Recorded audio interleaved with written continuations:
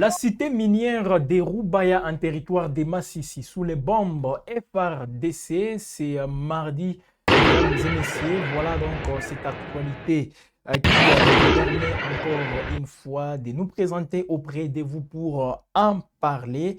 Voilà donc la tension qui remonte, il faut le dire, d'un cran dans cette partie du territoire des Massissi, toujours dans l'est de la République démocratique du Congo. Voilà, c'est mardi 24 février 2026. Voilà les porte-paroles politiques de l'FCM 23, Lawrence Kanyuka, qui accuse les forces coalisées de Kinshasa d'avoir mené un bombardement par drone sur la cité minière des Roubaïa. Voilà, dans les territoires des Massissi, au nord Kivu. Voilà donc une déclaration qu'on peut déjà voir sur son compte X. Tout ceci dans un climat sécuritaire, comme vous le savez, mesdames et messieurs, déjà aussi, je peux dire, extrêmement fragile avec tout ce qui se passe. Chaque jour, les tensions ne font que monter d'un cran, voilà, avec beaucoup d'accusations aussi qui interviennent. Alors, que peut-on retenir surtout des Roubaïa? En guise de rappel, Roubaïa, c'est pas juste une localité ordinaire. Nous, à Wab Info, on a même fait un article sur ça. Nous vous demandons bien sûr d'aller les lire sur wab-info.com. Donc, retenez tout simplement que Roubaïa n'est pas une une localité ordinaire comme tant d'autres. Cette cité minière du territoire des Massissi est l'un des principaux centres d'extraction des coltans, minerais stratégiques, voilà, utilisés dans la fabrication des composants électroniques, contrôlés toujours par les mouvements politico-militaires AFCM 23. Voilà Roubaïa qui représente donc un enjeu économique et militaire majeur. Selon Lawrence Kanyuka, des drones des forces alliées du gouvernement congolais bombardent aveuglément, c'est ce qu'il a écrit sur son compte X, comme vous le voyez. Il dit que voilà, les drones des forces alliées du gouvernement congolais bombardent aveuglément la zone, dénonça bien sûr une violation flagrante du cessez-le-feu. Alors pour l'instant, il faut aussi le dire, aucune confirmation officielle indépendante n'est disponible justement si on peut s'intéresser à l'immédiateté. Alors de l'autre côté, parce que là c'est dans le territoire des Massissi où on signale, mesdames et messieurs, des bombes, des drones, voilà FRDC, justement, tout le matin de ces mardi 24 février 2026.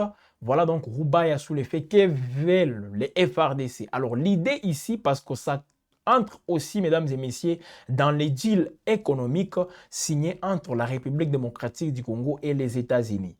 Et on a appris que parmi les sites miniers que le gouvernement congolais a aussi, je ne peux pas utiliser les termes livrés, mais a sollicité l'accompagnement des États-Unis d'Amérique, Roubaïa en fait partie. Donc Roubaïa, comme on peut voir d'autres carrés miniers au niveau de la province d'Iloa là-bas, au nord Kivu, il y a aussi Roubaïa, tenant compte de ce qu'il représente. Alors ça fait à ce qu'aujourd'hui, les Américains sont autorisés de venir à Roubaïa, mais ils vont y arriver comment? Parce qu'aujourd'hui, Roubaïa est toujours sous contrôle de l'AFCM 23. Alors Kinshasa est en train de tout faire pour pousser l'AFCM 23 à quitter Roubaïa, pour que les gouvernements congolais récupèrent encore Roubaïa, enfin des biens menés, les deals qu'il a signés récemment avec les États-Unis d'Amérique. Voilà, il n'y a pas jusque-là de confirmation, mais c'est quelque chose qui essaie un peu de revenir ou disons d'apporter beaucoup d'éclairage quant à ça. Alors, de l'autre côté, toujours entre l'AFCM 23 avec ses alliés, les Twirwanéo, et de l'autre côté, c'est les FARDC qui sont toujours appuyés par les Ouazalendo. Qu'est-ce qui se passe? On va aller un tout petit peu dans les sites où la situation demeure aussi explosive à Minembwe. Qu'est-ce qui se passe encore à Minembwe? Parce que tous les jours, nous revenons sur la situation à Minembwe. Pourquoi? Parce que oui, les combats continuent. La tension ne fait que monter aussi là à Minembwe. Nous sommes dans les hauts plateaux des Fizi, dans la province du Sud Kivu. Les FRDC, toujours appuyés par les Wazalendo, et on voit aussi des contingents burundais ont intensifié la pression sur les positions des Twirwaneho, les Twirwaneho qui sont alliés à l'AFC M23. Qu'est-ce qui se passe ici? Voilà, des affrontements et des frappes des drones sont donc signalés depuis la mi-février, donc juste entre les 14, 15, 16 février, les combats ne font que, mesdames et messieurs, s'accentuer dans cette partie de la province d'ici de Kivu. Et ces combats, ou disons ces affrontements, auraient provoqué d'importants déplacements des populations civiles, accentuant donc une crise humanitaire déjà préoccupante dans la région. Alors, il y a donc aujourd'hui, on peut évoquer une escalade sans qu'il y ait aussi des contradictions, voilà, avec ce qui se passe sur les différentes lignes des fronts au sud Kivu, tout comme au nord Kivu.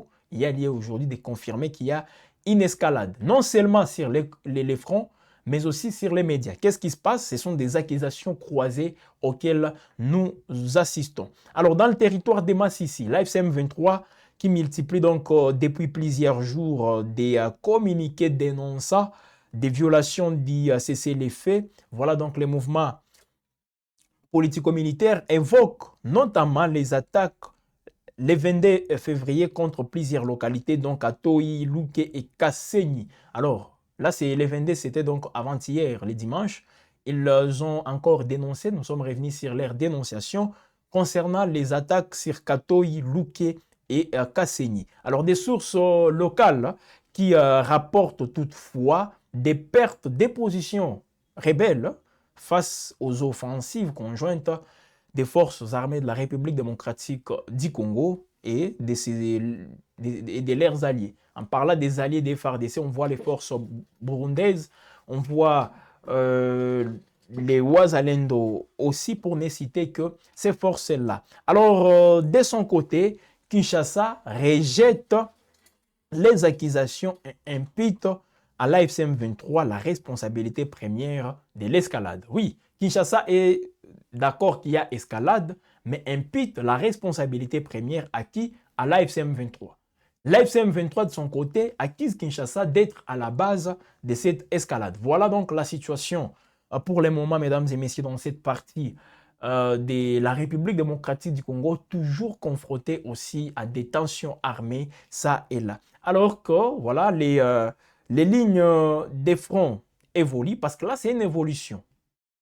Négative ou positive, tout dépend justement de l'appréciation de tout et chacun.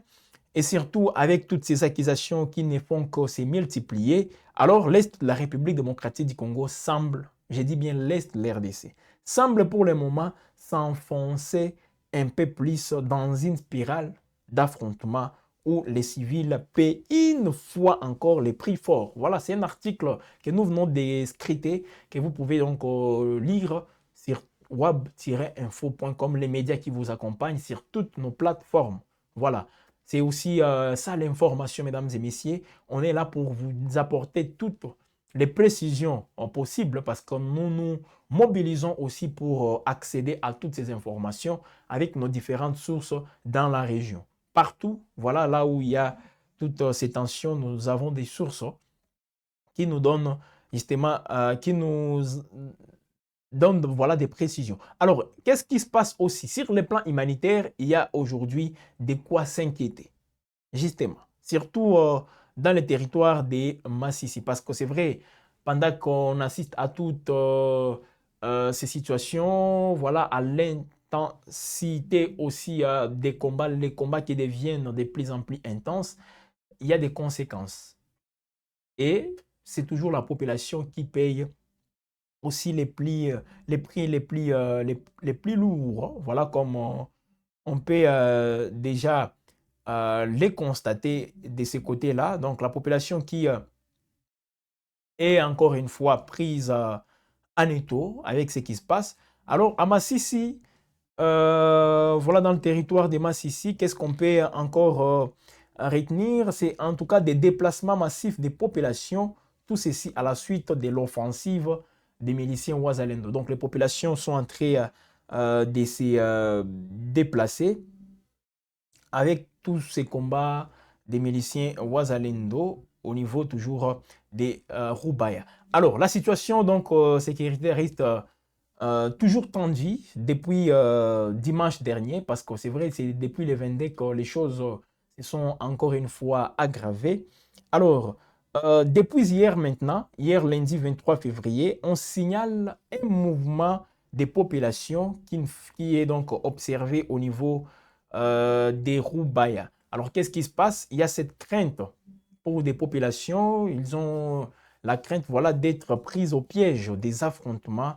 On voit encore de nombreux ménages qui quittent précipitamment leurs habitations. Alors, selon des sources locales, les familles se dirigent principalement vers Ngungu. C'est toujours dans le territoire des Massissi, Bihambwe et même au niveau des Mouchaki. Voilà, ceux-là qui connaissent très bien Massissi, en parlant des Mouchaki, Ngungu, ce sont en tout cas des localités aussi très très importantes avec qui regorgent voilà, beaucoup de potentialités, tandis que d'autres prennent la direction des Goma. Donc d'autres personnes quittent Massissi pour venir à Goma, voilà, ou traversent voilà, vers la province voisine d'ici Kivu et d'autres, parce qu'avec Massissi est frontalier des Calais, Calais, le territoire des Calais au niveau d'ici Kivu. Donc la plupart de ces déplacés fuient sans bien ni provision, ce qui laisse présager aussi une aggravation rapide de leurs conditions de vie. Alors ces nouveaux déplacements viennent alourdir une situation humanitaire déjà critique dans les territoires des Massissi. On voit donc les zones d'accueil elles-mêmes aussi qui restent affectées par l'insécurité et surtout les manques d'infrastructures. Parce que si vous allez en Ngungu, je ne sais pas si, oui, peut-être il peut y avoir une accalmie, mais les infrastructures aussi sereines, en tout cas, ce n'est pas là où on peut les trouver. Voilà donc un afflux massif des populations, des déplacés surtout.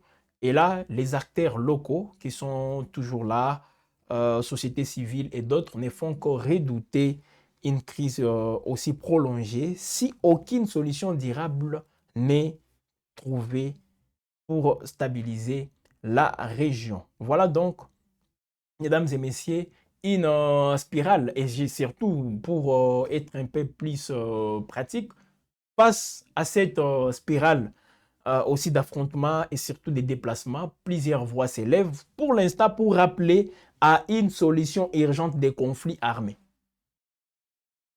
Solution urgente de ces conflits armés dans la partie est de la République démocratique du Congo. Voilà donc les populations civiles qui restent les premières victimes de cette instabilité persistante aspirent tout de même à un retour rapide à la paix et surtout à la sécurité. Voilà en gros, mesdames et messieurs, ce qu'on peut vous dire pour l'instant. Et on reviendra tout au long de la journée pour revenir aussi sur ces partenariats militaires qui prend forme entre la RDC et les États-Unis. Pourquoi? Parce que les conseillers au niveau du Sénat américain était à Kinshasa et il s'est entretenu avec la première ministre Judith Suminwa autour justement de ces partenariats. L'arrivée prochaine d'une délégation de l'Africom, les commandements militaires des États-Unis en Afrique, qui pourra bien sûr encore venir à Kinshasa. On va y revenir avec force au détail, toujours dans nos prochaines interventions. Nos journaux à ne pas rater, nos décryptages aussi. Voilà, nous c'est Web Info. Si vous nous ratez sur YouTube, allez sur X, allez sur TikTok, allez sur Facebook. Vous pouvez nous retrouver partout là-bas. Et surtout, n'hésitez pas de visiter ces sites que moi j'appelle les robinets d'actualité, web-info.com. Abonnez-vous sur toutes nos plateformes, activez la cloche des notifications pour rester tout le temps en alerte. Sur YouTube, commentez, partagez et faites des j'aime. C'est comme ça que vous serez aussi en train de nous encourager pour le travail que nous faisons. Oui, vous pouvez critiquer, il n'y a pas de problème, mais faites des critiques qui sont objectives, s'il vous plaît. Des critiques objectives. C'est comme ça qu'on peut aussi contribuer avec tout ce qui se passe aujourd'hui dans l'Est de la République démocratique du Congo. Merci à vous de nous avoir suivis. Restez donc connectés pour la suite de nos programmes.